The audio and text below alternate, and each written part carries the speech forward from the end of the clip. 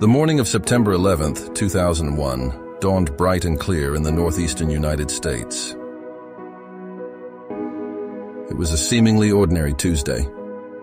Millions of Americans, like any other weekday, were starting their day, heading to work or school, unaware of the cataclysmic events that would soon unfold.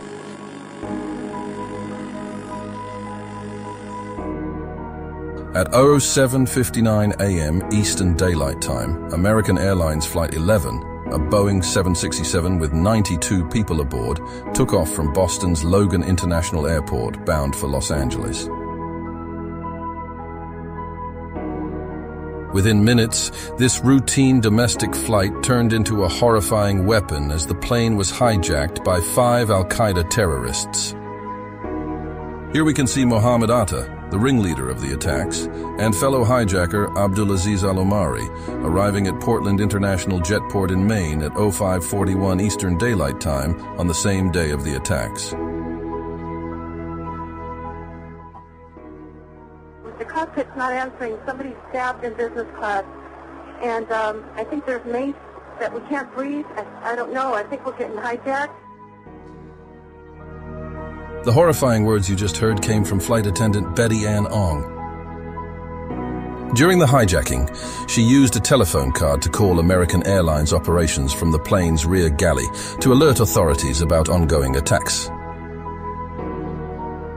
Just 5 minutes later, at 8:24 a.m., another call was made. However, this time, it wasn't about obtaining information.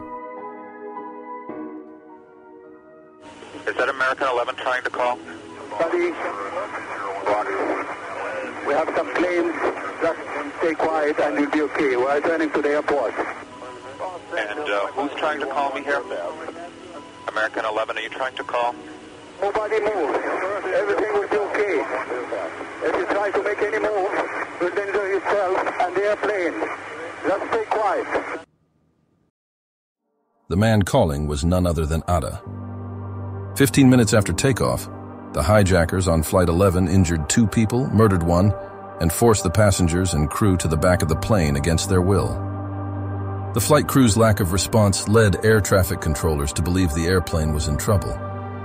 Atta had made a huge mistake, though. Instead of communicating the falsely reassuring announcements to the passengers of the plane, they were transmitted directly to air traffic control. The fate was set, and it would be only a matter of minutes before disaster struck. Get on that. I had one.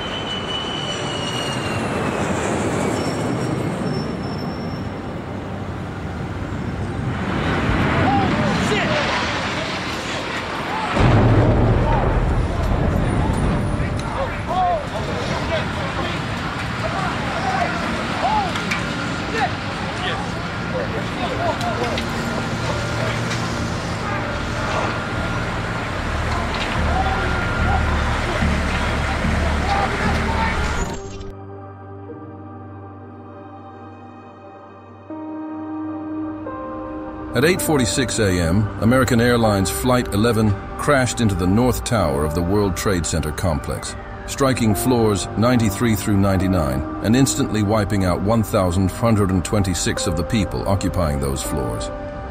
All stairwells from these floors were destroyed or blocked, and elevator service was disrupted from the 50th floor upward. The highest survivors came from the 91st floor, while anyone above was left to burn alive, asphyxiate, or succumb to toxic exposure from ignited chemicals. Some 100 to 200 people plummeted from the upper floors, most of whom killed themselves by jumping to escape the torturous heat, smoke, and flames. However, this was just the beginning.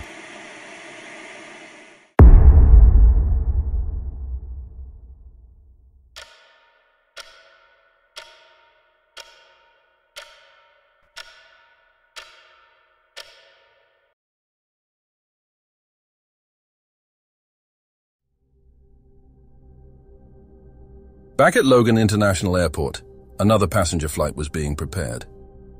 United Airlines Flight 175 took to the sky at 8:14 a.m. Eastern Daylight Time, heading from Massachusetts to Los Angeles International Airport in California. By injuring several crew members, hijackers with Marwan al-Sheikhi as leader forced their way into the cockpit and murdered both pilots while moving anyone who remained to the rear of the aircraft. Unlike on Flight 11, the terrorists aboard Flight 175 did not switch off the plane's transponder, thus leaving the aircraft visible on New York Center's radar, which depicted the deviation from its assigned flight path before controllers took notice 4 minutes later at 8:51 EDT. However, it was way too late.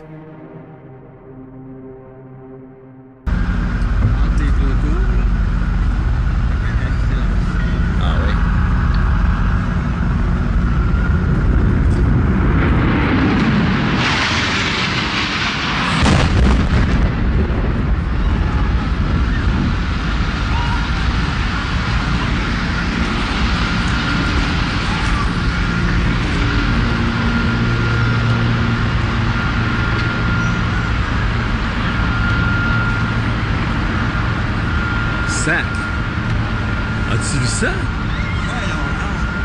On rêve-tu ou quoi?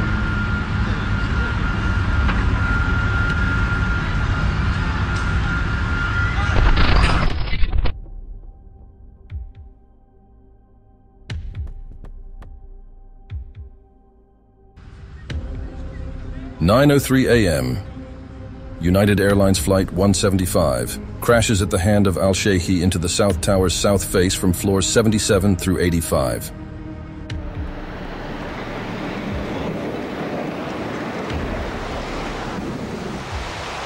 I hope I live. I hope I live. It's coming down on me. Here it comes. I'm getting behind a car. It's incredible. Okay, I'm gonna have to go find people who need help. I don't think I'm one of them. You okay, sir? Okay. Can I just get a toot off your respirator? Can I get a toot?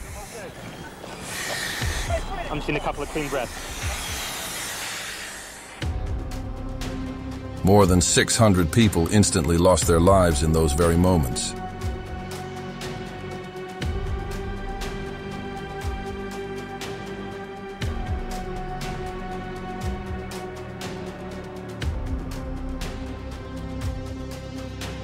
Somewhere in the neighborhood of the crash, 300 people survived, but were trapped by the catastrophic damage done to the skyscraper, as well as the heat, fire, and smoke filling its upper levels. Unlike the North Tower, which Flight 11 struck almost midway, a single stairway was mostly intact and negotiable from top to bottom on the south one. Unfortunately, only 18 people passed the impact zone through the available stairway and left the South Tower safely before it collapsed. Flight 175's crash into the South Tower was faster and lower down than that of the North Tower, impacting close to a corner rather than midway into the structure, compromising its structural integrity more. The unimaginable was just 56 minutes away.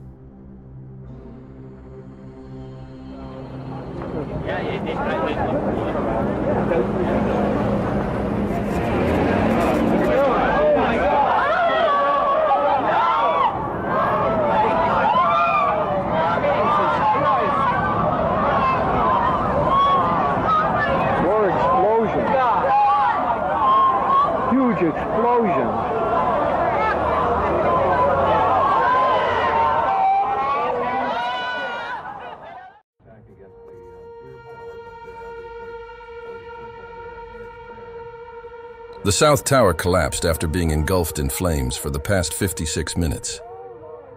This event alone took the lives of all 2,763 remaining people inside.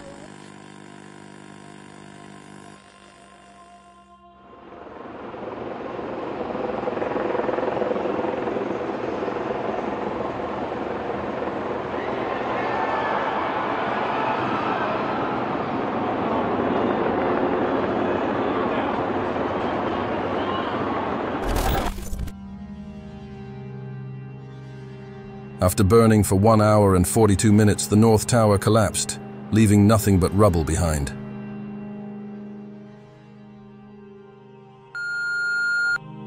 wanted me. I just wanted to let you know I love you, and I'm stuck in this building in New York.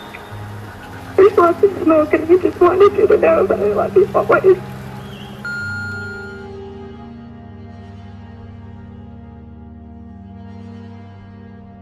At number 2 World Trade Center, right. Ladies and students in the walking. We're not ready to die, but it's getting bad.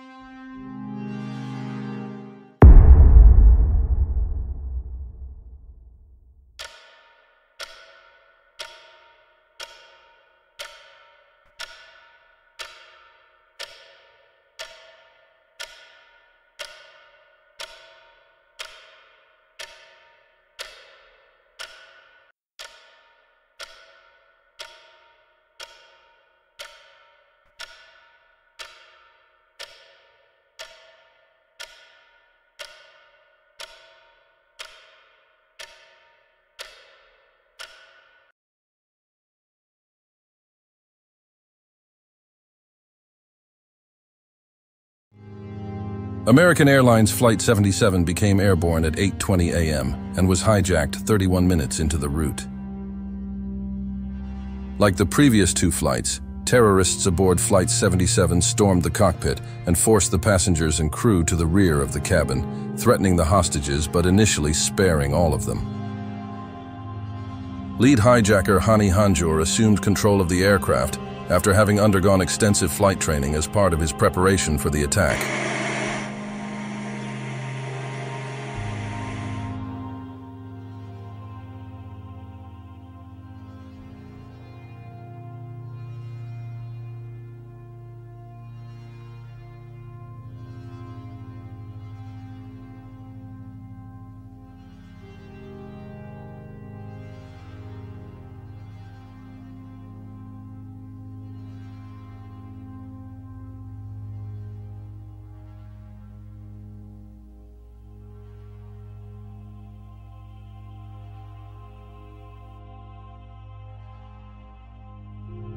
Hanjour flew the airplane into the west side of the Pentagon at 9:37 a.m. EDT.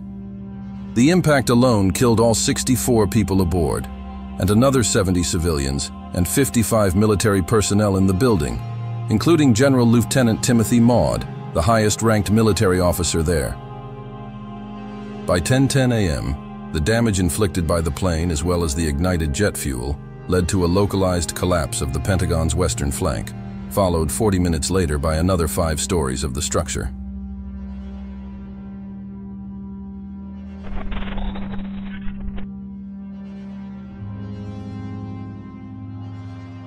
The last domestic scheduled passenger flight to be a part of the September 11th attacks is United Airlines Flight 93, which was already 42 minutes behind schedule when it left the runway at 8:42 a.m. EDT. 46 minutes into the flight, the hijackers, with Ziad Jarrah as their leader, stormed the cockpit and overpowered the pilots after murdering one passenger in the cabin. From where they were seated after being moved to the rear of the aircraft, a number of people began making phone calls to contacts on the ground, and the real purpose of the mission was leaked within minutes. 29 minutes after the hijacking began, at 09:57, the passengers retaliated in an attempt to take control of the aircraft. The plane left its Washington, D.C. course after the passengers revolted, and the hijackers began maneuvering the plane violently in response.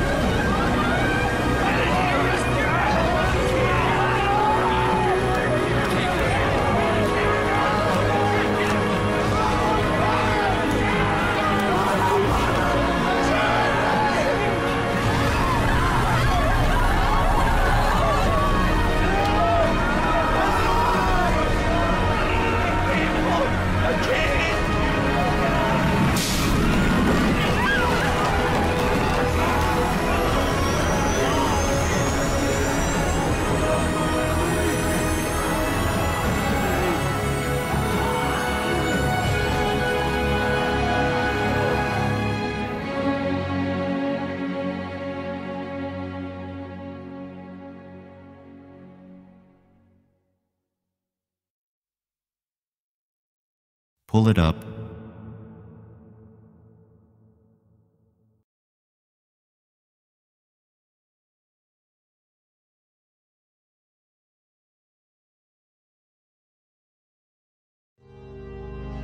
At 10:03 a.m., United Airlines Flight 93 crashed into a field near a reclaimed coal strip mine in Stony Creek Township, Somerset County. The 757 had 21,000 to 26,000 liters of fuel remaining, which exploded and released a fireball that scorched all nearby trees in a 163-acre range. 44 passengers and crew perished in that crash. However, their brave attitude and actions were not all in vain, as Flight 93 is the only hijacked aircraft that did not reach its target. The U.S. Capitol building and the White House were supposedly the final marks that would have been hit. Had it not crashed, Flight 93 probably would have arrived in Washington by 10:23 a.m., just 20 minutes away from the nosedive accident.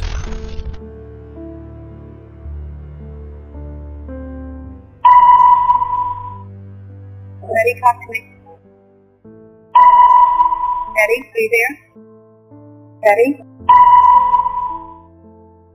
Eddie?